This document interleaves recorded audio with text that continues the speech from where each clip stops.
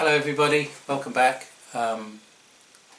Today I'd like to talk very briefly about another branch of Eastern philosophy and medicine that I've been interested in for many years, and I think adds tremendous insight into this whole condition of psychopathy and extreme narcissism and that whole spectrum we talked about before. For those of you who aren't used to Eastern principles and think they're a load of twaddle, I just ask you to sort of have an open mind, because for me I have great respect for the many generations and the years of passing down of wisdom that has occurred in the East, that gives us this broader understanding of the human condition. And I think we should combine throughout the world, using the world's knowledge and the world's history to help counteract this perverse and rather horrible energy that is so damaging to people and their lives.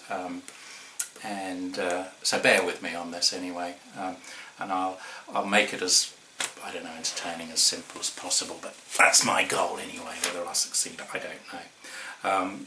The Art of War is a very interesting book, written, I believe, in about the 5th century BC by Sun Tzu. One of his statements that really rings true, I think, is that in the art of war, supreme excellence consists of breaking the enemy's resistance without fighting.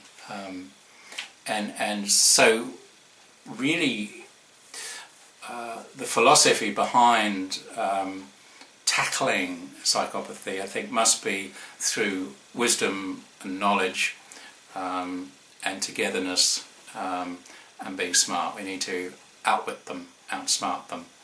And that may not be too difficult because, as you know, their brains are connected somewhat differently.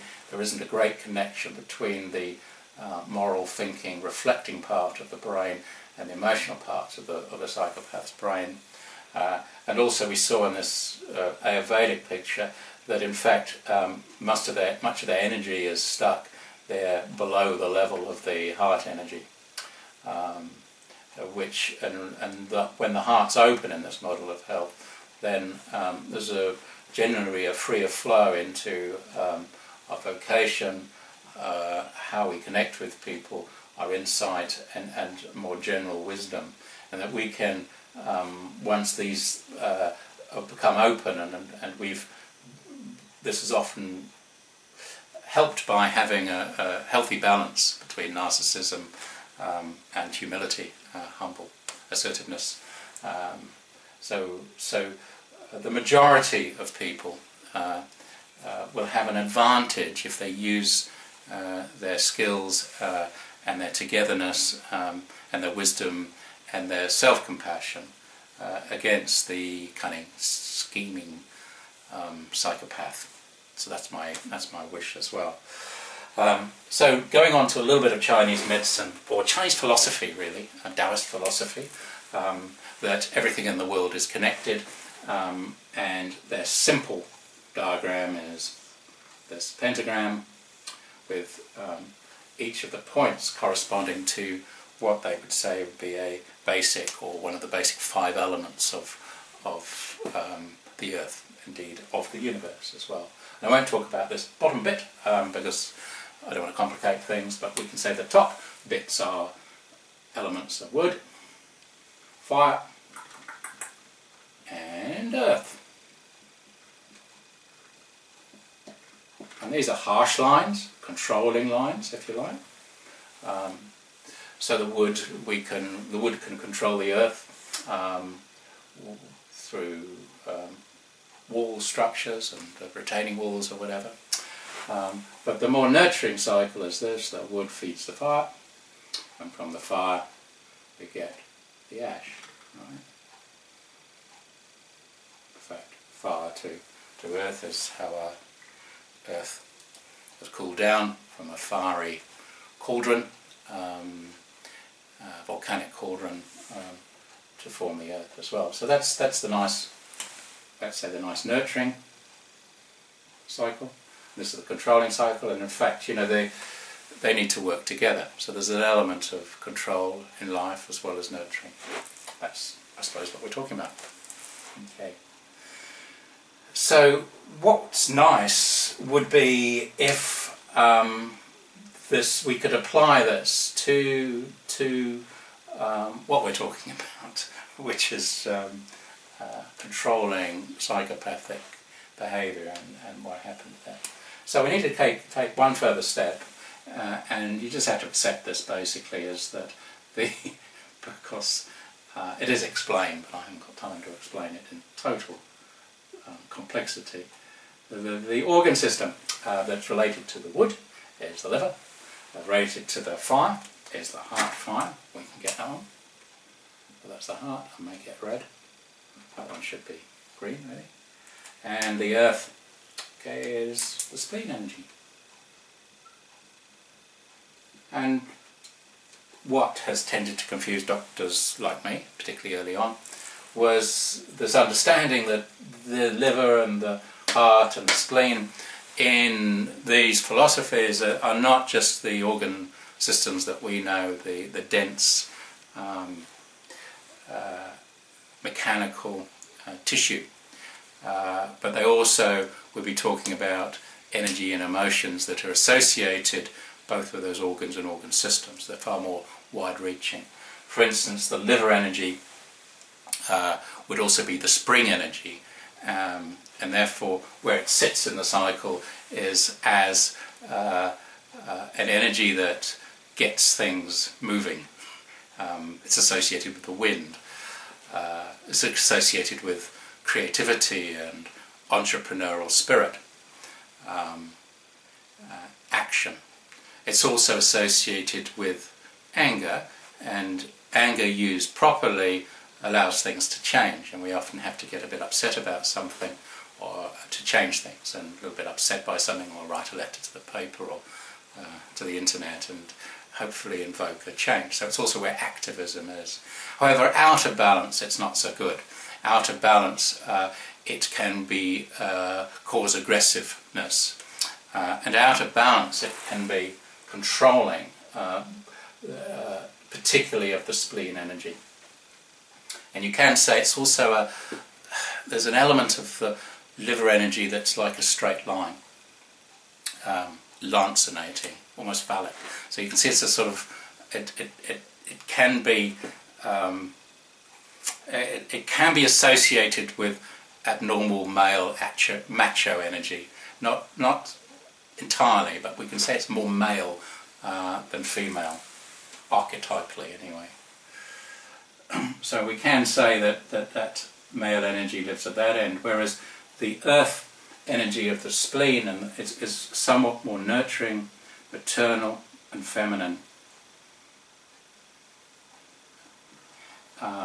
And we can now see, if we tie this in with the spectrum of narcissism we talked about earlier on, how, in fact I've turned it round a little bit, but that's to fit in with this end of the spectrum can be the more controlling types, the powerful in a physical way anyway, and the powerless there to a certain extent. And it's a great shame because the feminine energy has become more powerless over many generations, and of course that shouldn't be the case.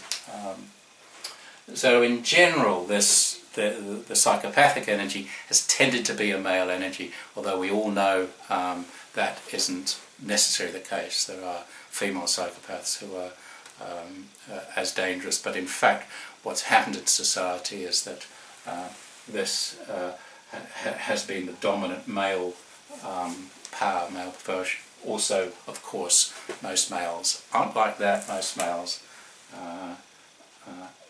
will sit in the more humbly assertive areas. We can be huge problems, mind you, and we need to be brought into line, I assure you. But nevertheless, this is a general diagram. So you can see how the controlling liver energy, out of control, perverse, that isn't in balance, can be attacking and abusive to the earth energy, the more feminine earth energy. The spleen energy is also more related to our immune systems. I find it very interesting that a big majority of those people suffering from autoimmune conditions are women, and how damaging this cycle, this attack from the liver energy has been to women's health in particular. The more nurturing way, of course, is for the liver to engage with the spleen, the male energy to engage with the female energy is through the heart. And I suppose I'll step back here, if you can see this.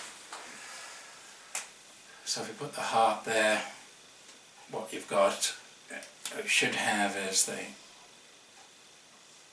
liver and the spleen here, with the arrow, like Cupid's arrow striking in the heart. How romantic.